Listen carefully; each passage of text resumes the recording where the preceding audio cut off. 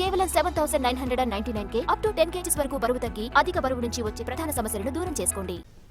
YCP ఎన్నికలను boycott చేయడం కాదు, ప్రజలే వైసీపీని బాయ్కాట్ చేశారన్నారు మంత్రి సవిత. రీపోలింగ్ నిర్వహించినా ఫలితం మాత్రం మారలేదన్నారు. అయితే ఈ వ్యాఖ్యలకు కౌంటర్ ఇచ్చారు పేర్ని నాని. రీపోలింగ్ కూడా స్క్రిప్ట్ లో భాగమేనన్నారు. సాయంకాలం అర్థమైపోయింది జగన్మోహన్ రెడ్డి గారికి, బెదిరిస్తే బెదరు ప్రజలు ప్రజాస్వామ్యాన్ని కోరుకున్నారు, ప్రజాస్వామ్యబద్ధంగా ఓటేశారు కాబట్టి మనం గెలవం, మనం డిపాజిట్లు రావని తెలుసుకొని అవినాష్ రెడ్డి గారు మేము బాయ్కాట్ చేస్తున్నామన్నారు. మళ్ళా ఏమడిగారు అవినాష్ రెడ్డి గారు?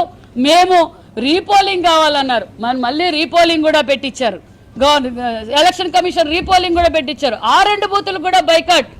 జగన్మోహన్ రెడ్డి గారిని, వైసీపీ పార్టీని వాళ్ళు బైకాట్ చేయడం కాదు, ప్రజలే వాళ్ళని బైకాట్ చేశారన్న. ఎన్నికలను ఏ రకంగా అపహాస్యం చేస్తూ వస్తూ అసలు ఓటర్ అనేవాడు ఎవరైతే పులివెందుల రూరల్ మండలంలో ఉన్నటువంటి 5 గ్రామాల్లో ఓటర్ అంటే ఓటు హక్కు కలిగినటువంటి ఓటరు పోలింగ్ స్టేషన్కి వెళ్లకుండా ఎన్నికల ప్రక్రియ పూర్తి చేస్తారు.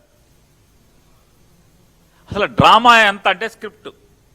అదొక సినిమా డైరెక్టర్ గారు రాస్తే ఎలా అయితే షూటింగ్ సీక్వెల్స్ ఎడిటింగ్లు ఎలా చేస్తారో జాగ్రత్తగా అదే రకంగా మళ్ళీ 2 చిన్న గ్రామాలను తీసుకుని రీ ఎలక్షన్